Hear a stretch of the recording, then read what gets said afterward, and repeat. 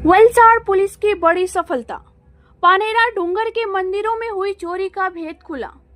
अंतर्राज्यीय गिरोह के 2 आरोपी गिरफ्तार। 1,53,000 का माल बरामद।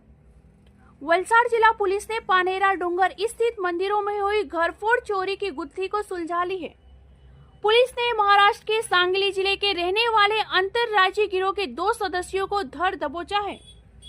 इन दोनों ने अगस्त माह में वलसाड़ के ऐतिहासिक पानेरा डूंगर पर स्थित माता और महादेव मंदिरों में चोरी की वारदात को अंजाम दिया था। पुलिस ने आरोपियों के पास से सोने की रनी, 2 मोबाइल फोन और चोरी करने के औजार सहित कुल 1,53,000 रुपए का माल बरामद किया है। वलसाड़ रूरल पोलीस स्टेशन हदમાં આવેલ પાલેણા ડુંગર ઉપર જે અલગ અલગ માતાજીના તેમજ હનુમાનજીના તેમજ મહાદેવના મંદિર આવેલા છે એ મંદિર પર તારીખ 11/8/2025ની રાત્રિના સમયે ચોરીનો બનાવ બનેલો હતો। જે અલગ અલગ મંદિરમાંથી ચાંદીની પાટો, તેના સિંહાસન અને માતાજીના મુગટ વગેરેની ચોરી કરવામાં આવેલ હતી। આ ચોરીમાં ગયેલ મુદ્દામાલ બાબતે પોલીસ, એલસીબી તેમજ અન્ય અધિકારી સાથે તપાસમાં હતા। જે દરમિયાન એ આરોપીઓ 2 આરોપી લગભગ આ ગુનાને અંજામ આપ્યો એવું જાણવા મળેલું હતું। જેથી અહીંયાથી લઈને મહારાષ્ટ્ર સુધીના ટોટલ 200 જેટલા સીસીટીવી કેમેરા ચેક કરવામાં આવ્યા હતા અને એ ઉપરાંત ટેકનિકલ એનાલિસિસના આધારે મહારાષ્ટ્રના સાંગલી ખાતે રહેતા સિદ્ધનાથ અને પ્રમોદ ભીકાજી આ 2 આરોપીઓ હોવાનું ક્લિયર થયું હતું।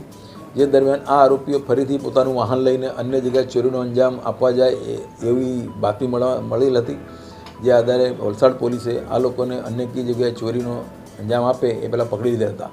આ ચોરીમાં એ લોકો પાસેથી 2 મોબાઈલ ફોન તેમજ 1,33,000ની સોનાની એક નાનો ટુકડો મળી આવેલો હતો। અને આ જે ચોરીમાં ગયેલ મુદ્દામાલ બાબતે પૂછપરછ કરતા તો એ મહારાષ્ટ્રમાં જ આ મુદ્દામાલ વેચેલાનું જણાવેલ હતું। આ ચોરી એ લોકોએ એક વાહન સાથે આવેલા હતા અને વાહનમાં મહારાષ્ટ્રથી આવીને ચોરી કરતા હતા અને ફરી વાહન લઈને મહારાષ્ટ્ર ચાલ્યા જતા હતા। આ લોકો હાલમાં પૂછપરછ દરમિયાન આ જે સિદ્ધનાથ છે એ સિદ્ધનાથની વિરુદ્ધમાં ટોટલ હજી સુધી 14 ગુના દાખલ થયેલા છે અને જે પ્રમોદ ભીકાજી છે એની વિરુદ્ધમાં 3 ગુના દાખલ થયેલા છે। આમાં ચોરી તેમજ ગરફોડ અને અન્ય ગુનાનો સમાવેશ થાય છે। હાલમાં 2 આરોપી મળેલા છે। એ આરોપીઓ બીજી કોઈ જગ્યાએ ગુનાને અંજામ આપવા માટે જતા હતા।